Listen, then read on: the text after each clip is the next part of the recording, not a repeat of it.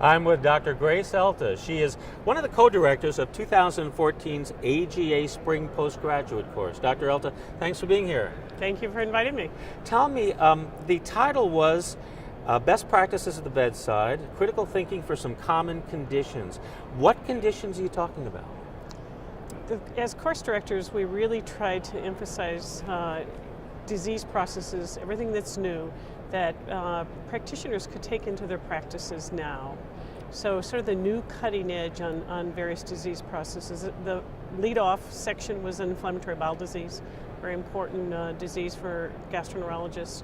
And there is an increasing array of treatments and combination of old treatments. And it was a great discussion of when to use these treatments, how to monitor it. And I think it really had tremendous value for all of the practitioners in the audience. It seems to be such an evolving, changing field. I've been talking to people with Barrett's esophagus, IBD, gastrointestinal cancer resections. I mean, the indications, the ways of handling, all these conditions have changed dramatically. Right, and no more would you say that than hepatitis C. Yes. That area is just incredibly changing.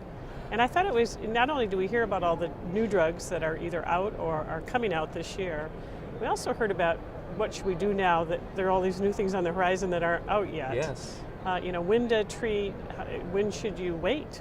That was an important question for the practitioner.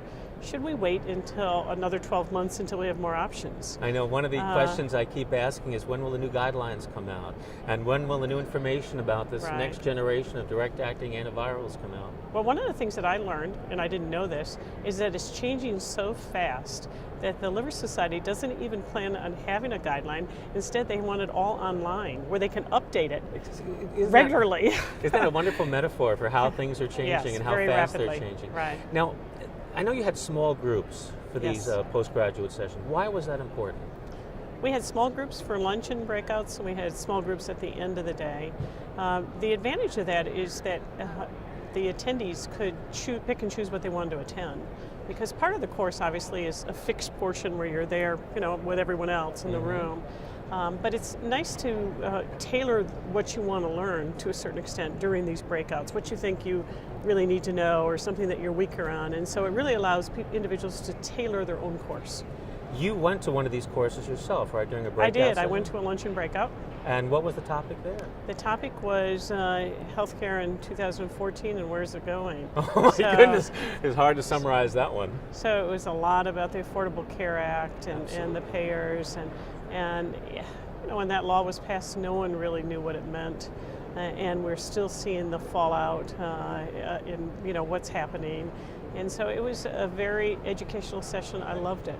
I learned a lot. I loved it. I can't say I loved everything I heard. I mean, my take home is that the legislatures are going to keep modifying this law. It's a law that's probably not going to go away, but it's going to be continually modified because right now the original intent really isn't being made and met, which was to cover everybody in the United States. When it comes to the postgraduate course, any immediate lessons that you think practicing gastroenterologists can apply? I think one of the most important sessions for practicing gastroenterologists was the colonoscopy section, which was the last session, because most gastroenterologists spend half their time doing screening and surveillance colonoscopy.